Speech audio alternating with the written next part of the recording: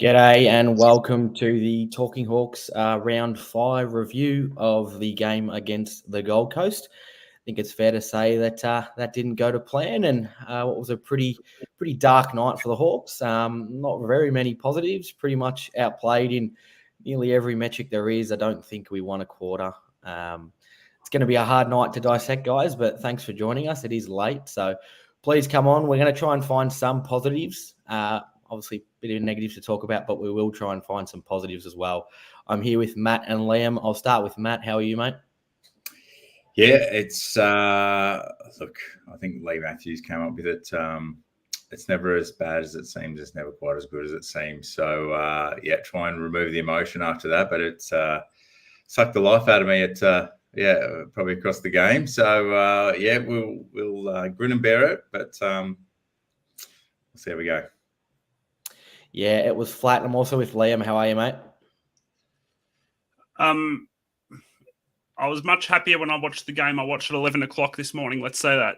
The VFLW made me much happier than the game tonight. And Shane, by the way, thank you for that very kind message as well about my admission. So, yeah, it's been a tough night. It's going to be hard to dissect, that's for sure. Not an easy one to jump on first up with the boys. But anyway, we'll get the fans hopefully rolling in as well, get some comments going. Lee, I'm with you, mate. It was pretty disappointing watching the ball walk out of our forward line all night. Smashed in the midfield again. Defenders swamp when you've got Sicily going down forward. I know that obviously the game was well and truly over, but when you've got when they're throwing magnets around like that just to see what works, you're getting beat in every facet of the game.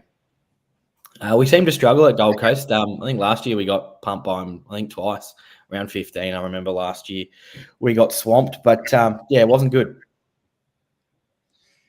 Yeah, a lot to take away. There's got to be a lot of learnings, a lot of takeouts from that one. It's we can put some positive spins on different things. There's some things I observed across the game, but they just wanted it more across the game. I think I looked at the running. It's phenomenal what the Suns were doing and just their efforts across the whole game. I think in the first quarter alone, they'd outrun us in terms of repeat sprints, total kilometres, and that was the trend for the rest of the game. We caught up on sprints, and I think Finn McGuinness ended up doing sort of the best for us with repeat sprints, which he's been, has done throughout his career. But who would have thought he'd be our highest goal kicker, hey? When he's kicking 3, we only kicked 6 or 7 in the end, 7 or goals or something in the end, I think. And he's kicking 3. Fair play to him. He took his chances, but if he's... I don't know that you gutted, and that's one of the criticisms of Finn, isn't it, from fans? It's just like, one-trick pony, if I overall summarise, and which is probably harsh at times, but is he a backman? Is he a forward? Is he a wing? Well, he's showing us something else tonight, so good on him. I think it was 4 goals, 10 prior to career goals kicking for him, and then what did he bob up with? 3 goals, 1? Yeah, I think so. Yeah. Liam, thoughts on Finn? one of the few players who you could consider passable tonight. Yeah. Frankly, his field disposal was not great, but similar to actually something that I noticed with James Warple quite a lot. Doesn't miss much when kicking for goal tonight. So, but yeah, Finn I thought was quite good. He actually covered the ground really well. He was the only player in the top 6 for total kilometres covered and total kilometres covered at high speed. I was looking through the top 5 players for K's covered were all Gold Coast players. 5 of the top 6 players for ground covered at high speed played for Gold Coast. Gold Coast had 98 more possessions, 16 more tackles. They also had the top 5 tacklers on the ground, despite having more of the football. But Finn McGuinness is one of the few who I would consider passable tonight for all the reasons I've just discussed.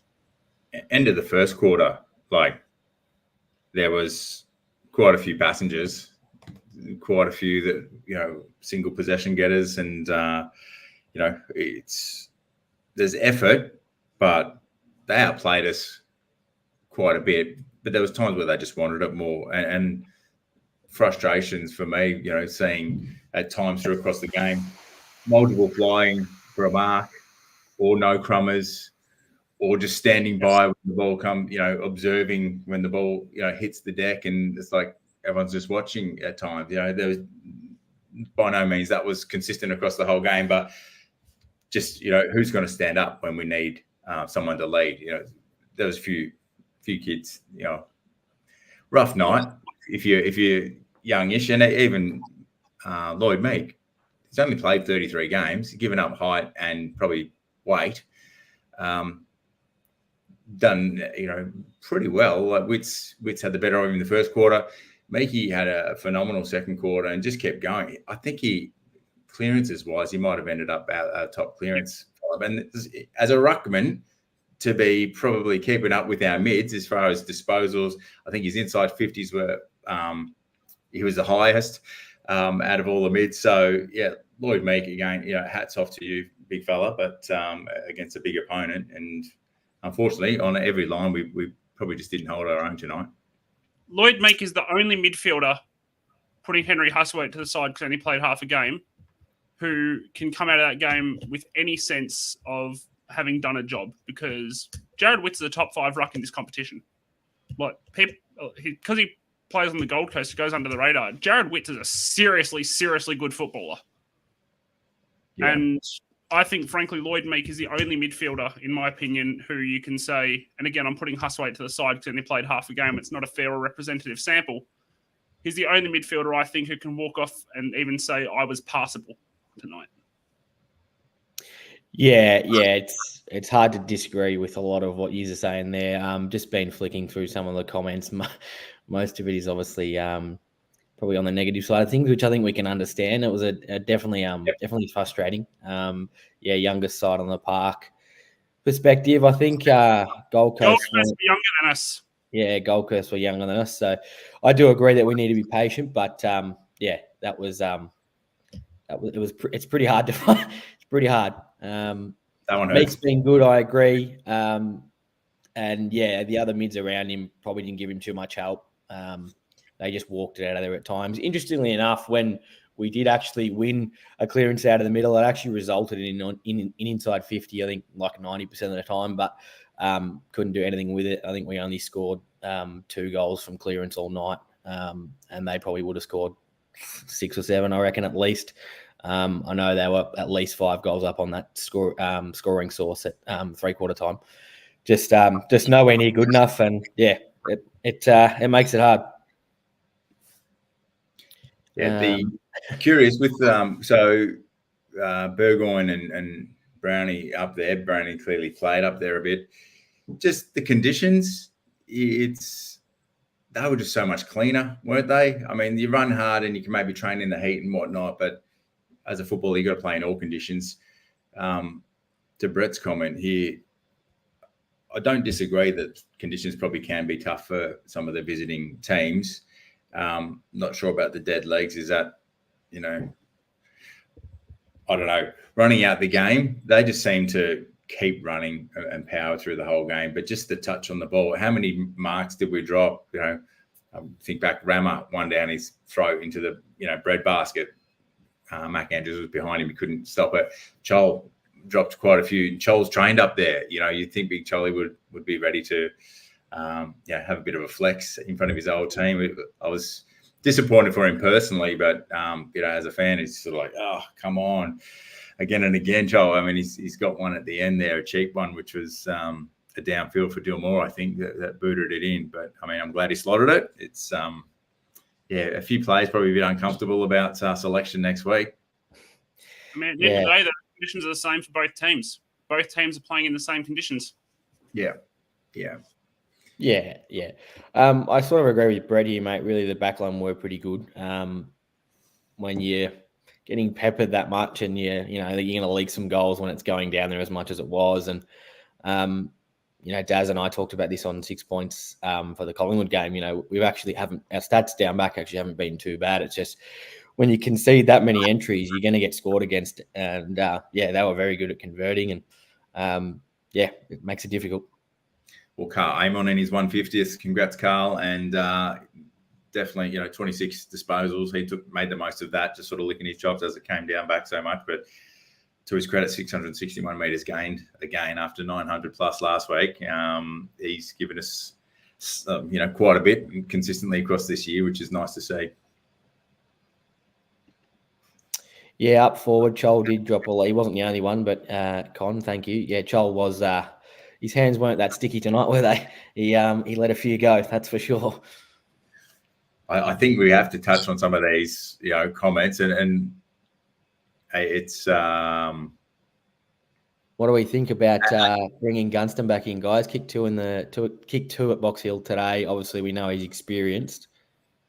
Barry's just put the question out there. Chol drop, bring Gunston in. I know Bennett's had a good game at Box Hill today.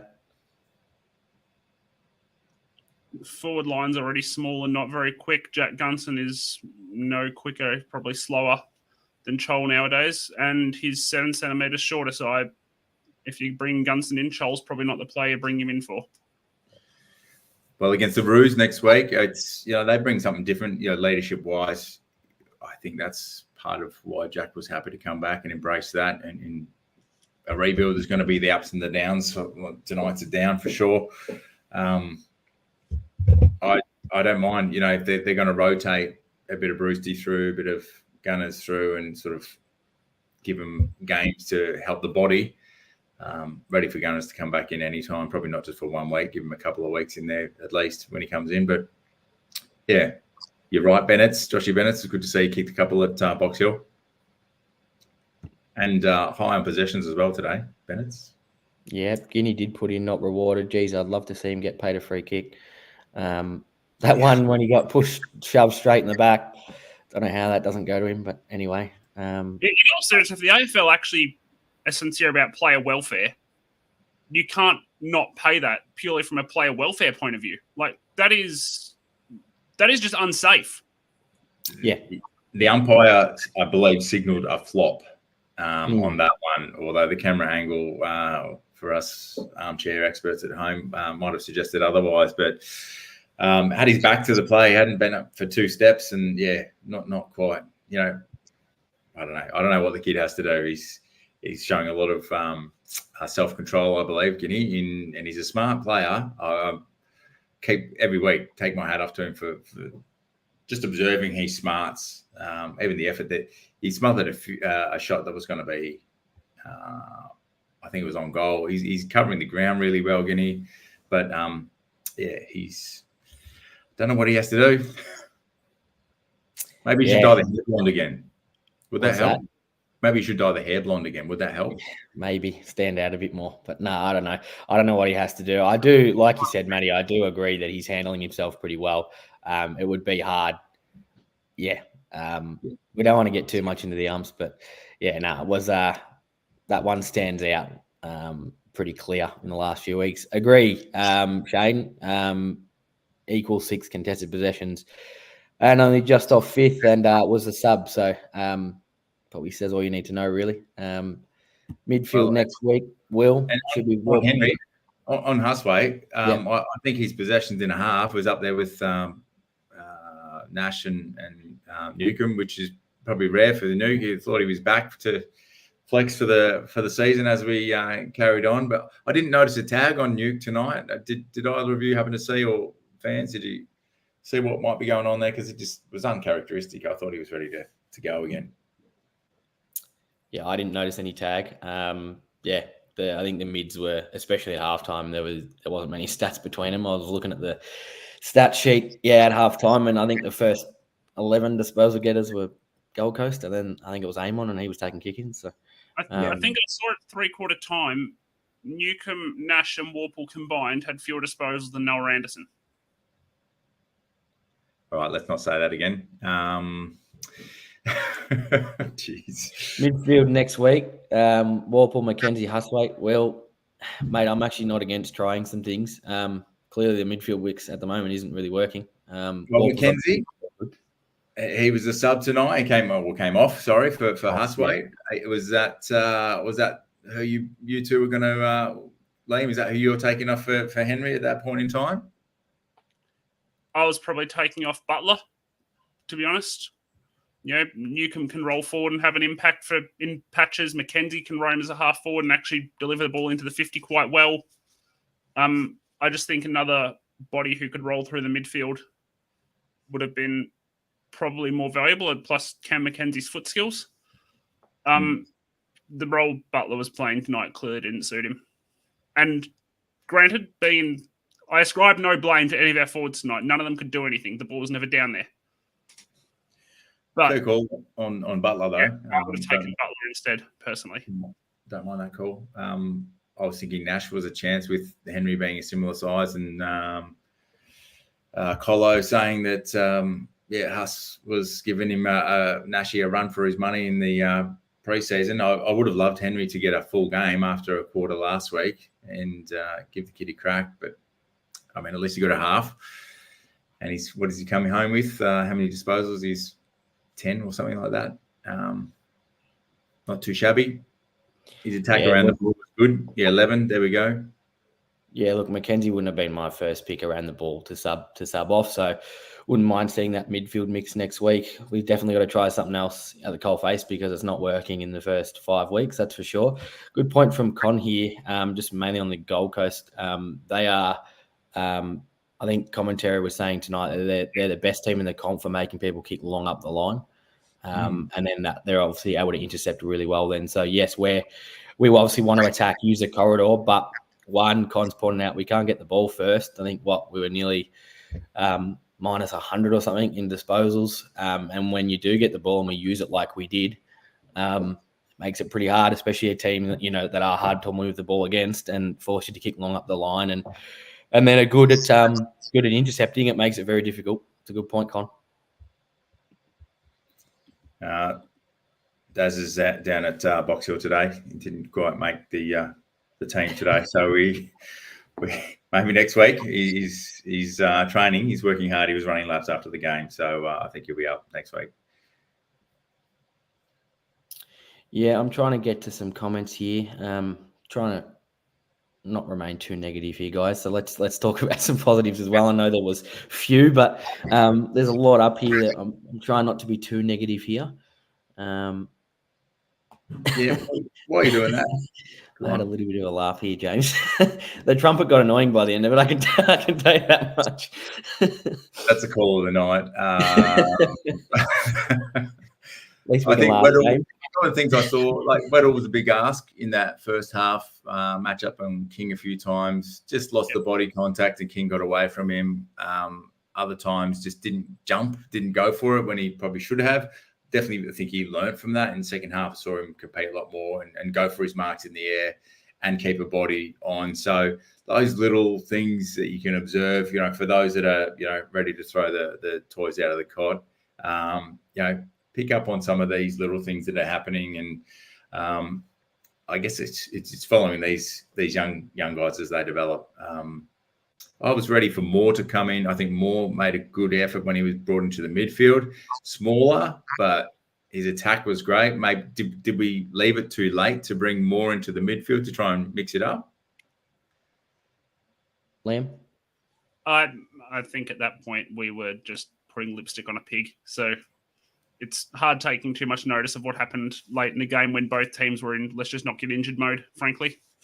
Well, it's in the third quarter. I think Morey came into the midfield, and look, we beat last week's first half. We were 3 goals too. We were 3 goals 4 this week. So micro improvements. But sorry, we shouldn't make jokes. But some won't like that. But I think Morey definitely gave us a little bit. I think he was. Yeah, he tries. Yeah. You can, unlike some of his teammates tonight, Dylan Moore's will can never be questioned. I don't know. Yeah, absolutely. Stephen, I don't know that we were blaming Butler. If that's addressed to what we were saying, it's just looking at the output, I think. Yeah. In fact, I directly said to the contrary. Yeah, I think he can get there, Adrian. I'm not going to put a dinge in him just yet. How many games has he played? Not many. Needs to show a little bit more, but Butler's contracted for another year as well, by the way. So yeah, okay. Got a little bit more time. Yeah, it's interesting. I think we obviously need to give him a little bit more time. He certainly wasn't the worst player on the ground today, but he didn't get a lot of look at it, especially forward. These comments are flying in. It's I think Scrimshaw was for mine not a bad watch, even though early on there was a lot of goals that resulted from frees against him. He was probably stiff on the odd one. But how did you, Mitch, jump off the comments for a second? How did you see Scrimshaw's game? Thought Scrimmer was good. I saw some negative things online about Scrimmer, mainly around half time. And I thought Scrimmer actually, he tried his heart out. Obviously, he's quite attacking, and that can go against you sometimes and lose the one-on-one. But I thought he was far from our worst player down there. Tries his heart out, uses the ball well. I didn't think he was. So, out of all the problems tonight, I don't think Scrim was one of them. Definitely competed hard all night. Scotty's getting us thinking forward here. Absolutely. Hopefully we get a lot of Hawks fans down to that one, even though it's a North home game. But interested in Ben's comment here. Ben, give some clarity. I'm assuming that's what you think we need in Capitals. A little bit of Kennedy style, perhaps there.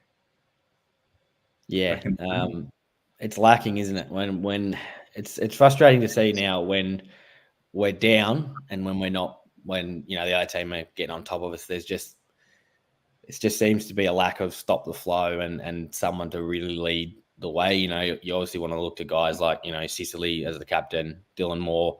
Obviously, Moore wears his heart on his sleeve, but Newcomb as well, obviously in the middle. Sort of seniorish players, but I do agree that there is a bit of a lack of it on field at the moment, especially when it's not going our way. Do you agree with this one? Nuke needs Daisy back in. I think it clearly makes a difference for everyone in that midfield, but Nuke stood up last week, I thought. He was good last week. Yeah, he was. I do think we've probably been a little bit exposed, really, more than I thought we were going to be without Day. It's going to be interesting to see what the midfield looks like when he does come back in, and if it does, if things do turn around pretty quickly, it'll become pretty evident. I think that if that does happen, that we obviously know he's a key player, but potentially a bit more important to that midfield mix than we think. Got Austin Phillips here suggesting have a look at Cooper Stevens. I didn't catch the Box Hill game today. Did either of you cuss an eye over that one? No, just saying he did all right by the sounds of it. So you never know, Coops might get a look in. Trying to get to all these comments, guys. We've got a lot of people on tonight, which is good. It's in a late one, and obviously not the result we wanted. So we thanks everyone for jumping on, and we'll try and get to more of these comments. I think in that first half, if I sort of think back, when it wasn't probably too many putting their hand up, I think Impey did really well. He had 170 metres gain in the first quarter. Carl was similar, having a good crack. It was about 150 metres gain plus, and Finn had kicked his 1-goal-1 and had 3 score involvements at that point in time. Good effort by those 3 lads. Impey maybe he continued to chip away. Maybe went quite a little bit in the third for mine, but I think his speed, he's looking good out there. He's making generally quite good decisions. He's going hard when he needs to go hard. Probably I liked seeing the boys standing up for each other as well. When Gold Coast at times were trying to get in there and get under the skin a bit, it was nice to see. You might be down, but they're shoulder to shoulder and looking out for each other, which was good. Real good comment here, mate. Loving 2024 Meek. He does look like a different player. You're right. I love what he's offering. Liam, mate, you're the ruck guru. How have you liked Meeks here so far and tonight? We'll look out. We're playing a ruckman in the ruck. Surprisingly, that actually works. Because last year he was playing primarily as a forward, and frankly, that didn't work because he's not a forward. But I've really liked him over 3 weeks, and before tonight, you could have made an argument that he hadn't had the best of opponents, and that would have been quite a legitimate argument to make.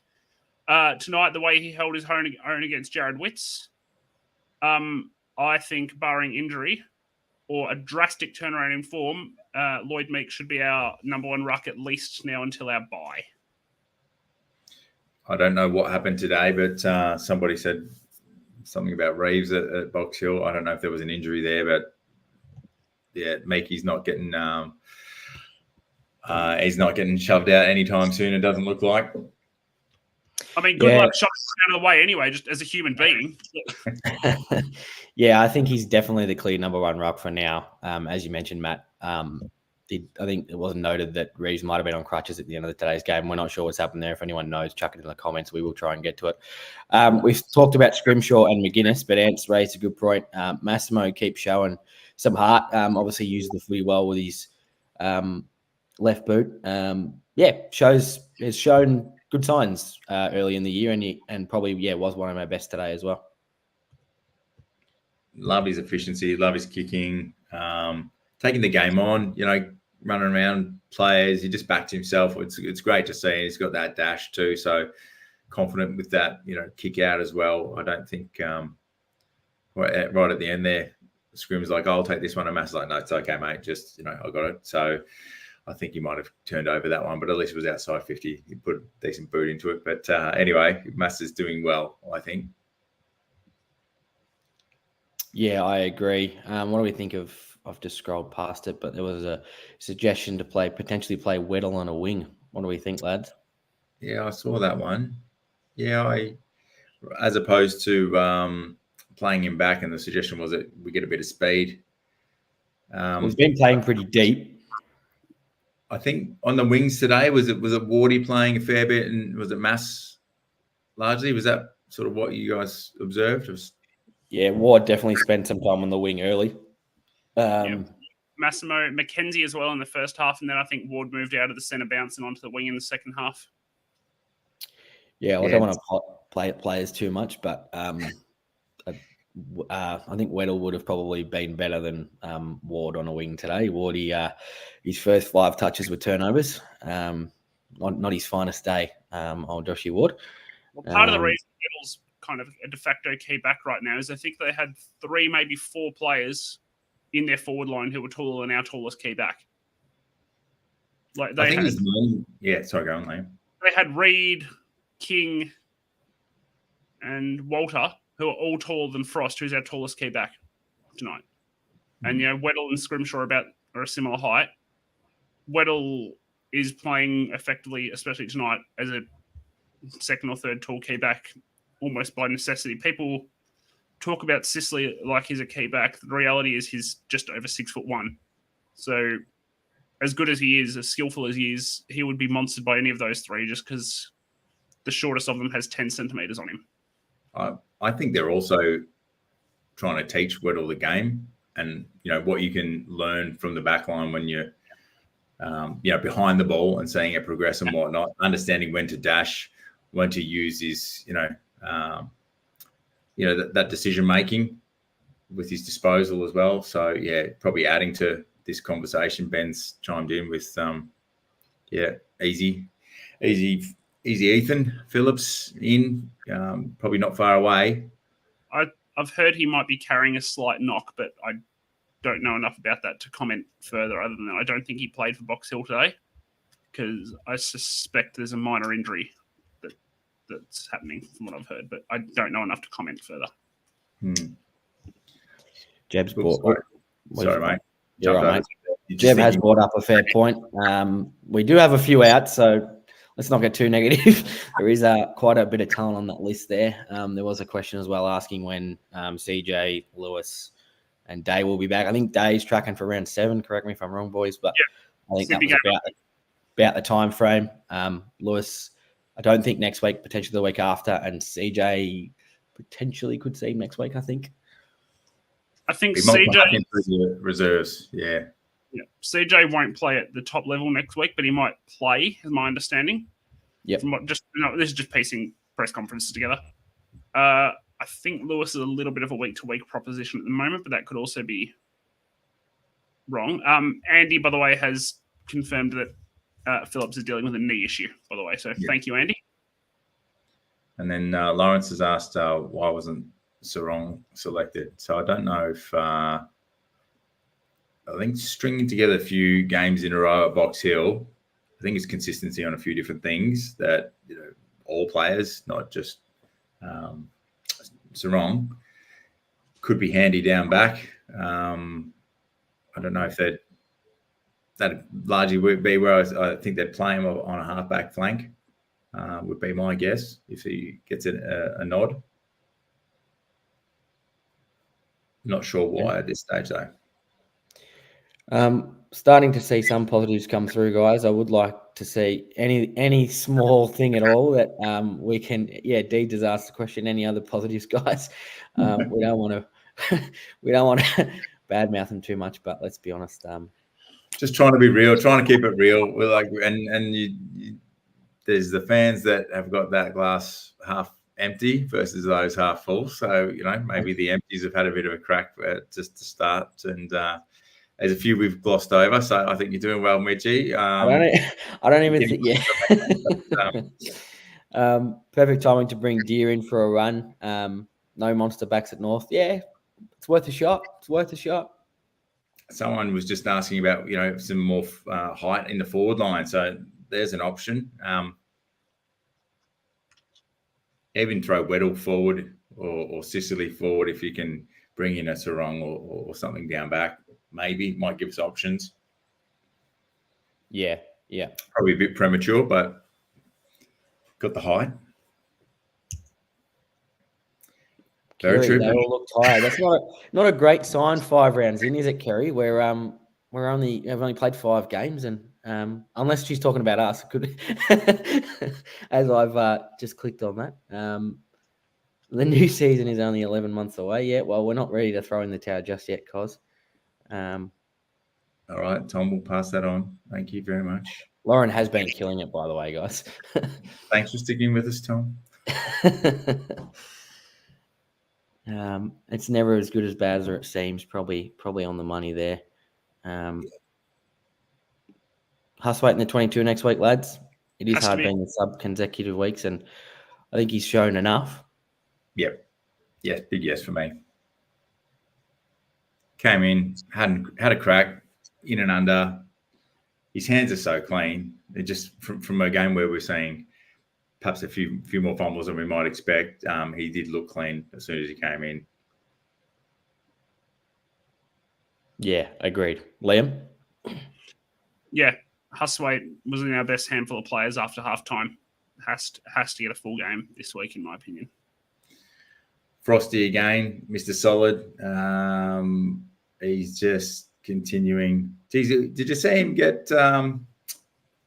He got the Frost head of steam up, and he's got one off to Nuke, and he kept running, and he had space between his opponent, and he probably could have got it back, give and go, and kicked well and truly out of the defensive 50. But the Duke decided not to give it back. I was sad to see because he chose his moment. He doesn't always choose them these days like we used to. But anyway, he's been very good to start the year. I will give him that. He's been very, very good. And if you didn't catch it, anybody that's on the line now or watching later, Timmy's interview with Sam Frost on the podcast, absolutely cracking. First, top notch. It coloured all sorts of areas of Sam Frost's world and his views and his role. So personal, professional, it was a great interview. So check that one out on your favourite podcast platform. Yeah, absolutely. Killing it with the interviews he is, Timmy. Minimal changes, must win next week. Agreed. Don't know about minimal changes. I think we might see a couple, but we do. It is a must win next week in the Clarko Cup. Don't really want to be losing to North, do we? No. And I don't like Marvel, but anyway, we'll get down there. Trying to find some more comments, guys. I think we're starting to get towards the end. Matty, you see anything that's caught your eye? Not as yet. I've got one that from Stephen that's caught my eye a bit. Like I found I've got two actually, one from Stephen and one from a little bit further up from James. About first one's about key backs in the mid-season draft. We don't currently have a list spot available for the mid-season draft, so it would require a season-ending injury. So let's hope we don't have a pick in the mid-season draft, because we don't wish season-ending injuries on anyone. And then one from Stephen about Noah Anderson, watching him in Gold Coast colours makes him want to throw up another 12 games from his dad, and he was ours. I have 2 comments on that. Number one is that was the Will Day draft, so the choice is Anderson or Day, so it's makes it a little bit harder. And number 2, interesting conundrum. Harry Morrison has played 93 games. Do we get him to 100 just in case 25 years down the line that might be handy? Always happy for a father-son to help someone get there, but probably in a year like this, you might afford him a few extras if it's going to help. But I think Harry's doing all right when he comes up. He's just anyway. We will see. Jason's got a very good point. We did have a very average start to last year, and then was able to turn it around, especially late in the season. I hope for the Hawks fans' sake that we do have that, and hopefully that's starting next week against North. We do need to find some continuity. Agreed, Jason. Yeah, go missing too much when it gets. Oh, not necessarily when it gets hard. Sorry, but yeah, it's hard to. It's hard to win games of footy when you're not really winning any quarters. And for those that are watching back, it is hard after a game when you've copped a bit of a flogging to jump on. But we're doing our best, and I'm going to dip the lid to Andrew here. Welcome from the US, Mr. Yakos. Yeah, hopefully we will start to see some more signs of greatness to come. It's lots of questions. There's a few questions bouncing around. That's all right. There's glimmers. I think tune in again next week. I reckon we'll have a few more smiles on the face. Yes, we do have quite a few people on tonight. Thanks for jumping on, guys. We know it's a late one, obviously now just approaching 11 o'clock, but obviously tough game. Not the performance that we want, but we thanks everyone for jumping on, and we've liked going through the comments tonight. Probably start time to wrap anything up. So if we do, if anyone's got anything last to add, jump on now. Maddie, Liam, we got any final thoughts from you guys? Or stick fat with the team. We will get there. I think it's opportunities will continue to come for these young boys as they maybe are getting some games when they just got to get that experience under the belt. You get to that 50, 100 game mark, and you do start to turn the corner as a team when majority of the list enter into that. I think we've got a good spread for age across the list, and you want some leadership coming through. It's tonight hurts, but I think it's there's a bigger perspective here. I'm surprised. I thought we'd be 1 or 2 wins at this point in the year, but and we're here for wins and losses, but it's all the overall improvement. It is a year we're seeing that transition into performance. So stick fat, fans, get there to the game next week. Absolutely. Liam, any sort of closing thoughts from you tonight, mate, or have you touched on everything that you would like to? I don't have much more to add on tonight's game. I think, although get down, I think, to Box Hill on Saturday, there's a good double header. VFLW, who are unbeaten, and then the VFLM heading into the game on Sunday at Barville. You love using the AFL, the VFLMW, don't you? It's you're the big women's advocate at Liam. It's very good. There you go. You can see in the background there, soaring to new heights. Get on their podcast too if you want to keep up with all the ladies doing very well in the brown and gold. Getting a few AFL players into that VFL team at the moment, just rotating them through nicely. Yeah, had 8 today. If you don't mind. Well, I think last week. I think that'll just about see us out, guys. Once again, I want to thank everyone for jumping on. It's obviously late after a very disappointing performances, but we have had over 500 people on the stream tonight. So we really appreciate everyone jumping on, getting on the comments. As Maddie said, stick fat, ride the bumps with a grin. Hopefully we'll bounce back next week and get our first win of the year. Go Hawks.